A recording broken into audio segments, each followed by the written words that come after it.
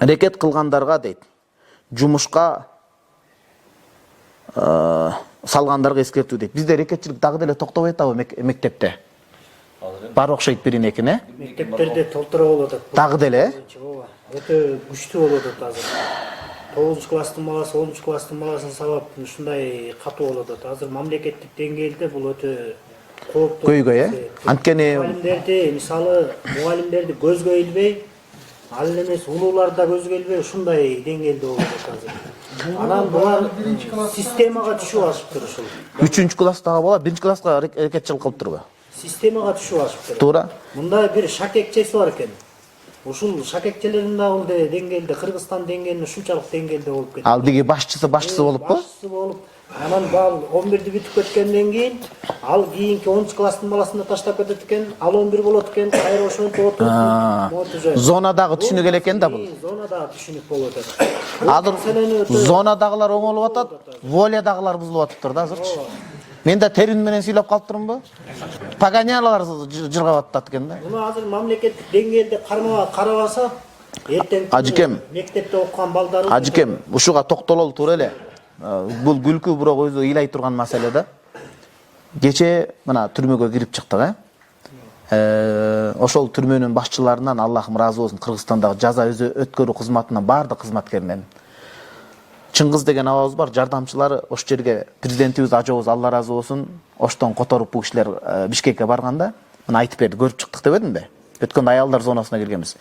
Биринчи ирет кылган күрөшкөн ишибиз зина менен күрөштүк дейт ал киши түрмөдө. Азыр энебиз сурады го, зина менен кандайча?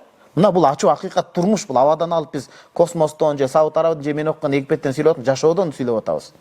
Свиданка деп баягы аял келет го, күйөөсү менен келген учурда дигилер рекеттер ичиндеги зонадагы башчылары, шестерка башкалар коп коет экен да, сулуураак аял келип калса, алды күчкө тайып, күйөөсүн диякта эле калтырып өздөрү бузуп койчу экен да аялда.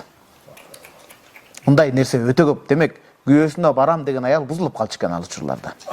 Анан зина менен күрөштү, азыр нике күбөлүгүн шарт кылып койдук дейт. Анан мурдагыдай эч ким жеткирбейт дейт. Биз өзүбүздүн кызматкерлер акчага да сатылбай, ушу боюнча улансын, Кудайым буйрса тартип сиңсин. Эртең эмне бар эмне жок, Кудайым жакшылыгын берсин. Ошону бекем коебуз дагы, ошол гана болот. Күйөөсү аялы менен гана болот. Нике күбөлүгүнүн же молдонун, имамдын жазып берүү катнама шартынын негизинде. Биринчи зина менен күрөштүк. Экинчи тамак аш коюлуп атканда Куран коюп турдук дейт. Азыр анча-мынча кафе, ресторандарда Куран коюлбайт го тууган. Ушул жерге түшкөн адамдар жок дегенде тамак ичип аткан учурда Куран угуп оңолуу жолуна, түзөтүү жолуна түшсүн деп дейт. Анан мурдагыдай диги башчы, анан мурда дейт. Түрмөнүн ичинде отуруп алып, дигини телефон менен алып, муну телефон менен алып, Япониядагы мыкты кымбат кийимдерди заказ кылып кийишет эле дейт. Азыр бирдиктүү форма тигилиптир. Аял затын өзүнчө, эркектер өзүнчө.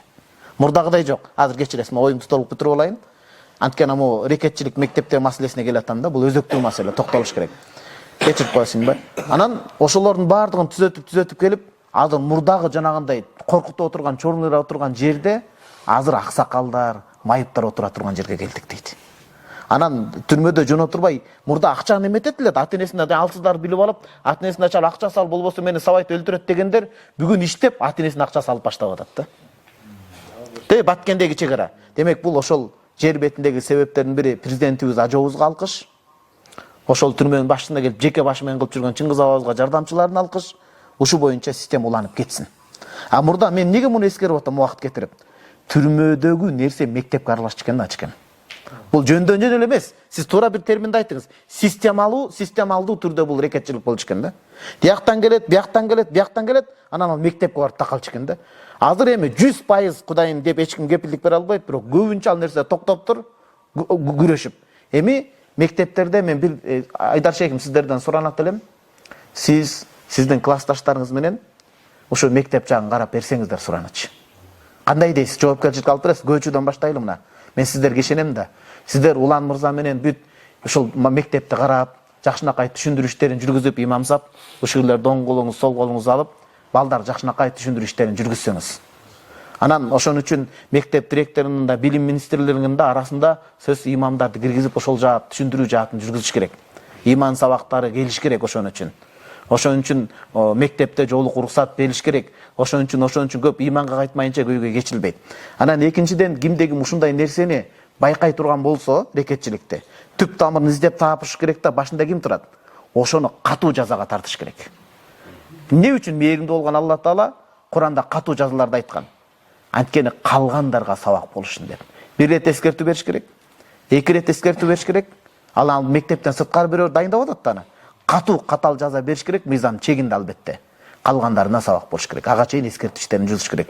Анткени нарында кече жакын уктук, рекетчиликтин айынан балдар асынып өлүп башка болгон учурлар көп экен да. Ким ушуну билсе, көңүл бурсун. Анан туугандар. Ар бирибиз ата эне да. Биз ата эне адашат экенбиз. Мугалимдерге бүт жүктү арта салып, тарбияны да бергиле дейт экенбиз. Мектептен таалим алат, ата эне тарбия берет. Шуну унутпасак.